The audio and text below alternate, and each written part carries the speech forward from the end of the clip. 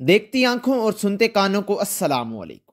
آپ دیکھ رہے ہیں ادریس ٹی وی اور میں ہوں آپ کا ہوسٹ چودھری ادریس۔ دنیا کی سب سے مشہور فاسٹ فوڈ چین KFC کے لوگوں میں دکھنے والے ان انکل کا نام کرنل ہارلینڈ سینڈرز ہے۔ اپنی پوری زندگی مزدوری کر کے گزار دی، لیکن پورے 65 سال کے بعد آخر ایسا کیا ہوا جس نے ان کی قسمت ہی بدل ڈالی؟ کامیابی کے اس سفر میں انہوں نے کن کن مشکلات کا سامنا کیا اور آخر کیوں ان کی اپنی ہی کمپنی KFC کارپوریشن نے ان پر کورٹ کیس کیا؟ ادریس ٹی وی کی ویڈیوز پر ایک دفعہ پھر خوش آمدید۔ دوستو، ہارلینڈ سینڈرز 9 ستمبر 1890 کو انڈیانا کے شہر ہنری ویلا کے ایک چھوٹے سے فارم پر پیدا ہوئے۔ ان کی زندگی کی پہلی ہی مشکل ان کو 6 سال کی عمر میں کاٹنا پڑی، اور وہ مشکل ان کے والد کی وفات تھی۔ یہ اپنے بہن بھائیوں میں سب سے بڑے تھے۔ والد کی وفات کے بعد گھر کا سارا دار و مدار ہارلینڈ پر تھا، اور صرف 7 سال کی عمر میں ہی یہ کھانے بنانے کے ایکسپرٹ ہو چکے تھے۔ جب ہارلینڈ 12 سال کا ہوا تو اس کی ماں نے دوسری شادی کر لی، اور یہاں سے آغاز ہوا ایک اور مشکل کا۔ ہارلینڈ کے سٹیپ فادر کا ان کو یہاں رہنا بالکل بھی پسند نہیں تھا، اور پھر آخرکار ہارلینڈ اور اس کے بھائی بہنوں کو ان کی ماں سے الگ کر دیا گیا اور ان کو ایک رشتہ دار کے پاس بھجوا دیا گیا۔ اب ہارلینڈ نے ایک فارم پر کام کرنا شروع کر دیا، اور وہ صبح 6 بجے بھینسوں کو چارہ ڈالتا، پھر اسکول جاتا اور وہاں سے آ کر مکئی چھیلنے کا کام کرتا۔ اب ہارلینڈ کی عمر صرف 13 سال تھی، اور وہ اتنے سخت شیڈیول سے کام کر رہا تھا۔ اتنا زیادہ کام کرنے کا نقصان ہارلینڈ کو اس صورت میں اٹھانا پڑا کہ اس کو اسکول سے نکال دیا گیا، کیونکہ وہ اپنی پڑھائی پر توجہ نہیں دے پا رہا تھا۔ پھر دوستو، ہارلینڈ نے 3 سال اسی فارم پر کام کیا۔ جب اس کی عمر 16 سال ہوئی تو اس نے فوج کے لیے اپلائی کر دیا تھا، مگر فوج میں اپلائی کرنے کے لیے عمر کا زیادہ ہونا ضروری تھا۔ ہارلینڈ نے کاغذات میں اپنی جھوٹی عمر لکھوا کر اپلائی کر دیا، اور یہ فوج میں بھرتی ہو گیا۔ لیکن اس کی بری قسمت اس کے ساتھ ہی تھی، اور آخرکار 1 سال بعد فوج والوں کو سچائی کا پتہ چل گیا، اور انہوں نے اس کو نکال دیا۔ آرمی سے جب نکالا گیا تو اس کی عمر صرف 17 سال تھی۔ 17 سال سے 23 سال تک اس کی زندگی میں بہت سارے اپس اینڈ ڈاؤنز آئے، اور اسی پیریڈ کے دوران اس کی شادی بھی ہوئی۔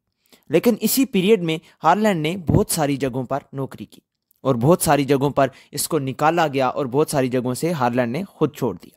ہارلینڈ کی بری قسمت کی وجہ سے اس کی بیوی بھی اس کو چھوڑ کر چلی گئی۔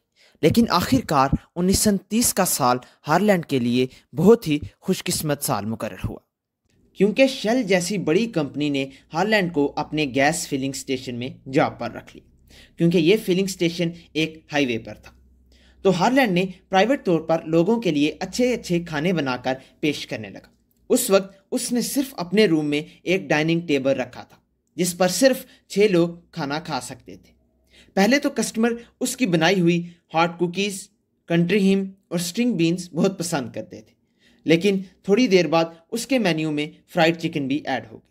دیکھتے ہی دیکھتے اس کی فرائیڈ چکن اتنی مشہور ہو گئی کہ اب اس نے گیس اسٹیشن کے ساتھ اپنا پورا ریسٹورانٹ ہی کھولا، جس میں 142 لوگ آرام سے کھانا کھا سکتے تھے، اور اس ریسٹورانٹ کو ہارلینڈ سینڈرز کوٹ اینڈ کیفے کا نام دیا گیا۔ جہاں کسٹمر صرف گیس بھروانے جاتے تھے، اب وہاں لوگ صرف اور صرف ہارلینڈ کا فرائیڈ چکن کھانے آتے تھے، وہ بھی بہت دوروں سے۔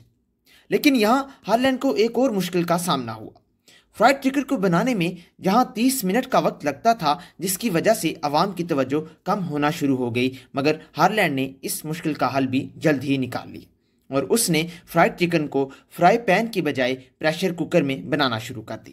اب فرائیڈ چکن کو بنانے میں صرف اور صرف 8 منٹ کا وقت لگتا تھا۔ تو جی دوستو، اب ہارلینڈ بہت خوش تھا کہ اس کا کام اچھا چل رہا تھا، مگر ایک دفعہ پھر مصیبت نے اس کو گھیر لیا، اور 1939 میں ورلڈ وار 2 کا آغاز ہوا، جس میں ہارلینڈ کا بہت زیادہ نقصان ہوا، اور اس کی وجہ سے اس کو ریسٹورانٹ پھر بند کرنا پڑا۔ لیکن قسمت نے ایک دفعہ پھر ہارلینڈ کا ساتھ دیا، اور 1945 میں جب ورلڈ وار 2 ختم ہوئی تو ہارلینڈ نے ایک دفعہ پھر ریسٹورانٹ کھولنے کا ارادہ کیا، مگر اس دفعہ اس کے پاس اتنے پیسے نہیں تھے کہ یہ اکیلا ریسٹورانٹ کھول سکے۔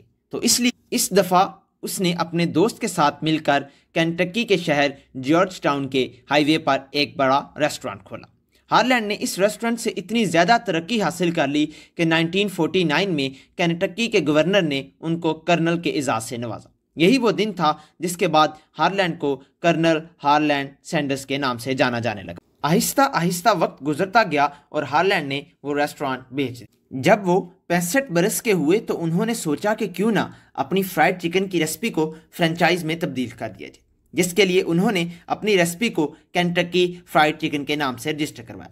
وہ اپنی دوسری بیوی کلوڈیا کے ساتھ مل کر اپنی کار میں ایک کوکر اور چکن کے ساتھ امریکہ کے مختلف ریسٹورانٹ وزٹ کرتے اور وہاں ان کو اپنی چکن بنا کر کھلاتے۔ اگر ریسٹورانٹ کے مالک کو پسند آتا تو وہاں ہاتھوں ہاتھ ان سے رائٹس خرید لیتا تھا۔ ہر ایک چکن پر کرنل ہارلینڈ کو 4 سینٹ ملتے تھے۔ اب وہ اپنی گاڑی میں گھومتے گئے اور اپنی ریسپی کا نیٹ ورک بڑھاتے چلے گئے۔ اب یہاں ان کی ریسپی صرف کینٹکی میں مشہور نہیں تھی، اب پورے امریکہ میں کرنل ہارلینڈ کے نام کا چرچا ہونے لگا۔ 8 سال کے بعد جب کرنل ہارلینڈ 73 سال کے ہوئے تو وہ 600 سے بھی زیادہ اپنی چکن کی فرینچائز دے چکے تھے۔ کیونکہ اب ہارلینڈ کی عمر بہت زیادہ ہو چکی تھی تو اب وہ مینیج نہیں کر سکتے تھے، اس لیے انہوں نے KFC کارپوریشن کو ایک بزنس مین کو سیل کر دی، اور سیل کرنے کی قیمت $16.5 ملین تھی، جو کہ بنتے ہیں 1 ارب 24 کروڑ روپے۔ لیکن اس معاہدے میں کرنل ہارلینڈ نے یہ شرط رکھی کہ KFC کا لوگو میرا ہی رہے گا، اور KFC کی طرف سے ہر انٹرویو میں بھی وہی جائیں گے۔ اور یہی نہیں، ہارلینڈ ہر مہینے KFC سے $6,250 چارج کرتے، اور آخر کار 90 سال کی عمر میں ان کی زندگی کو فل سٹاپ لگ گیا۔ امید کرتا ہوں ادریس ٹی وی کی یہ ایپیسوڈ آپ کو پسند آئی ہوگی۔ انشاءاللہ حاضر ہوں گا ایک نئی ویڈیو کے ساتھ، تب تک اپنا بہت سارا خیال رکھیے گا۔ اپنے اس میزبان کو دیجیے اجازت، اللہ نگہبان۔